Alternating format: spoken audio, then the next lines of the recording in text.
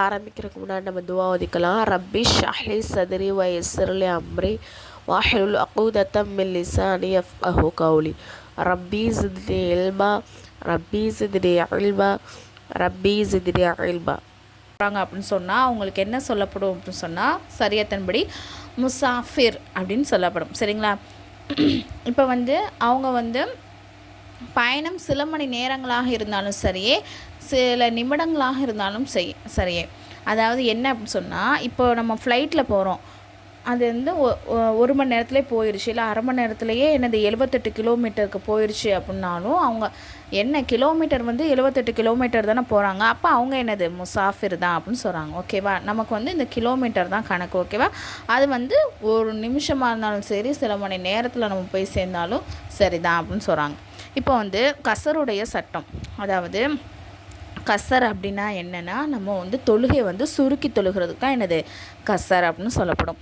இப்போ முசாஃபிர், அதாவது பயணம் செய்யக்கூடியவங்க. ஓகேவா? அவங்க இப்போ லுஹர், அசர், இஷா இந்த 3 வக்து தொழுகையும் என்ன பண்ணலாம்? இப்போ இந்த 3க்குமே 4 ரக்காயத்து தானே. அப்போ இந்த 4 ரக்காயத் தொழுகை 2ஆக என்ன பண்ணலாம்? கம்மி பண்ணிக்கலாம். ஆனால் ஃபஜர், மஹரிப், வித்ரு இந்த தொழுகை என்ன பண்ணக்கூடாது? கம்மி பண்ணக்கூடாது. இப்போ ஃபஜருக்கு 2 ரக்காயத்து தானே, அப்போ 2 அப்படியே தான் தொழுவணும். மஹரிபுக்கு 3னா 3 அப்படியே தான் தொழுவணும். அதை கம்மி பண்ணக்கூடாது. ஓகேவா? இப்போ நம்ம சுன்னத்தான தொழுகை தொழுதுக்கலாம். அது கட்டாயம்னு அவசியம் இல்லை, விடுறா இருந்தாலும் விடலாம். அதாவது இந்த பயணத்தில் இருக்கும் போது. ஓகேவா? ஆனால் ஃபஜ்ருடைய சுன்னத்தை மட்டும் தொழுகிறதுக்கு முயற்சி செய்யணும். இப்போது இன்னும் சில சட்டங்களில் இது சொல்கிறாங்க. என்ன அப்படின்னு சொன்னால், இப்போ ஒருத்தவங்க நம்ம ஊர்லேருந்து கிளம்பிட்டாங்க. ஓகேவா? இப்போ 78 கிலோமீட்டரை டச் பண்ணிட்டாங்க. சரிங்களா? அதுக்கு மேலேயும் ரொம்ப தூரம் ஊருக்கு போகிறாங்க அப்படின்னு சொன்னால் தான் அவங்க முசாஃபிர். நம்ம ஊர்லேருந்து வெளியே போனதுக்கப்புறம் தான் நம்ம என்ன பண்ணணும்னா கசரை தொழுகணும்.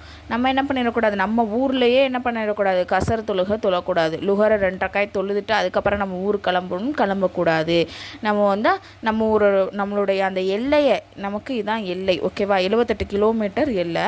அதை தாண்டி நம்ம போய்கிட்டு இருந்தால் தான் நம்ம முசாஃபிர் ஆகும். அப்போ அந்த எல்லையை கடந்ததுக்கப்புறம் தான் நம்ம என்ன பண்ணணும்? அந்த கசர் தொழுகையை தொழுக ஆரம்பிக்கணும். அதே மாதிரி இப்போ ஒருத்தவங்க ஒரு இடத்துல போய் நான் 15 நாள் தங்க போகிறேன் அப்படின்னு பிளானோடு போனாங்க அப்படின்னு சொன்னால் அவங்க என்ன பண்ணக்கூடாது? கசரு செய்யக்கூடாது. ஓகேவா? அவங்க ஒரு பிளானே இல்லை, போயிட்டு திரும்பலான்னு தான் இருக்கிறாங்க. ஆனால் அவங்களுக்கு டிலே ஆகிக்கிட்டே இருக்குது. 15 நாள்கிட்ட அவங்க எப்போ நியத்தே வைக்காமல் போயிட்டாங்க. அதாவது ஒரு பிளானிங்கே இல்லாமல் ஊருக்கு போயிருக்காங்க. ஆனால் டிலே ஆகிக்கிட்டே இருக்குது அப்படின்னு சொன்னால் அவங்க என்ன பண்ணலாம்? கசரு தொழுதுக்கலாம் அப்படின்னு சொல்கிறாங்க. ஓகேவா? அதாவது ஒரு பிளானிங்கோடு நான் 15 நாள் தான் அந்த ஊரில் தங்குவேன் அப்படின்னா அவங்க முசாஃபிர் கிடையாது. புரிஞ்சுதா? அதுக்கப்புறம் இப்போ ஒரு பெண் பயணத்துலேருந்து தமக்கு ஊருக்கோ அல்லது வீட்டுக்கோ ஒரு நாளையிலே அவங்க திரும்பி வந்துட்டாங்க அப்படின்னு சொன்னால் அவங்க என்ன பண்ணக்கூடாது? கசரு பண்ணக்கூடாது. தொழுகையை என்ன தான் பண்ணணும்? முழுமையாக தான் தொழுகணும். அடுத்து இப்போ ஒரு பெண் திருமணம் முடிஞ்சு மாமியார் வீட்டு போனாங்கன்னா அந்த மாமியார் வீடு தான் அவங்களுடைய சொந்த ஊராக ஆகிரும். சரிங்களா? அப்போ அந்த சொந்த மாமியார் ஊரில் போய் நம்ம என்ன பண்ணக்கூடாது? நம்ம 78 கிலோமீட்டர் தாண்டி தானே வந்திருக்கோம். அப்போ நம்ம கசரு பண்ணிக்கலான்னு கசரு பண்ணக்கூடாது. ஏன்னா இனிமேல் அந்த மாமியார் வீடு தான் அவங்களுடைய ஊருனால அதான் அவங்களுடைய சொந்த ஊர். இப்போ அம்மா வீடு தான் என்ன ஆயிரும்? வேறு ஊராக ஆகிரும். சரிங்களா? அடுத்து இப்போ ஒரு பெண் கணவரோட பயணம் போகிறாங்க. இப்போ கணவர் என்ன நியத்து வச்சுருக்காரோ, அதாவது நான் 15 நாள் தான் தங்குவேன் அப்படின்னு சொல்லிட்டு ஒரு ஊருக்கு அவர் நியத்து வச்சு போனார் அப்படின்னு சொன்னால் அதே நியத்து தான் இந்த பெண் அவளுடைய மனைவிக்கும் பொருந்தும். சரிங்களா? அப்போது 15 நாள் கண்டிப்பாக நான் தங்கிடுவேன் அப்படின்னு சொன்னால் அவங்க என்ன ஆக மாட்டாங்க? முசாஃபிராக ஆக மாட்டாங்க. அப்படி தானே? பயணியே ஆக மாட்டாங்க. அப்போ அவங்க என்ன பண்ணணும்? கசரு பண்ணக்கூடாது. ஓகேவா? நார்மலாக தான் தொழுகணும். இப்போ 15 நாள் தங்குறேன்னு சொல்லிட்டு எந்த ஒரு நியத்துமே இல்லை, சும்மா தான் போகிறாங்க அப்படின்னு சொன்னால் அவங்க முசாஃபிர். ஓகேவா? அப்போ அதாவது கணவர் என்ன நியத்தோடு போகிறாரோ சேம் அது மனைவிக்கும் அது பொருந்தும் அப்படின்னு சொல்கிறாங்க. ஓகேவா? அடுத்து இப்போ ஒரு பெண் அதாவது ஒருத்தவங்க, ஓகேவா, பெண்ணோ ஆணோ 2 பேருக்கும் தான் அது வந்து சட்டம். இப்போ வந்து ஒரு முசாஃபிரான பெண் வந்து வேணும்னே அவங்க என்ன பண்ணுறாங்க, ஒரு பயணத்தில் இருக்கும் போதே லுஹரை 4 ரக்காயத்து அசர் 4 வேணுக்குமே தொழுகிறாங்கன்னா அவங்க பாவி. ஏன் அப்படின்னு சொன்னால் இஸ்லாத்தில் ஒரு அனுமதி நம்ம கொடுத்துருக்காங்க அப்படின்னு சொன்னால் அதை நம்ம வந்து யூஸ் பண்ணிக்கணும். அது வந்து ரசூல்லாவுடைய இது தானே, செயல் தானே. அப்போ அதுக்கு நம்ம மாற்றம் பண்ணக்கூடாது. ரசூல்லா என்ன சொல்லியிருக்காங்களோ அதுதான் பண்ணணும். அப்போ நமக்கு வந்து என்னது ஆப்ஷன் கொடுத்துருக்காங்க, 2 ரக்காயத்தாக சுருக்கி தொழுவோன்னு நமக்கு சட்டம் சொல்லியிருக்கும் போது நம்ம என்ன பண்ணக்கூடாது, 4 ரக்காயத்தாக தொழுவக்கூடாது. ஓகேவா. இப்போ வந்து மறந்துட்டு நம்ம வழக்கம் போல் 4 ரக்காய் தொழுதுட்டோம், மறந்தாப்பில் தொழுதுட்டோம் அப்படின்னு சொன்னால் அதில் ஃபஸ்ட் 2 ரக்காயத்து சுன்னத்தாகும், அடுத்த 2 ரக்காயத்து வந்து என்னது, அதாவது முந்தைய 2 ரக்காயத்து ஃபர்லாகும், பிந்தைய 2 ரக்காயத்து என்னது நஃபிலாகும் ஆயிரும்.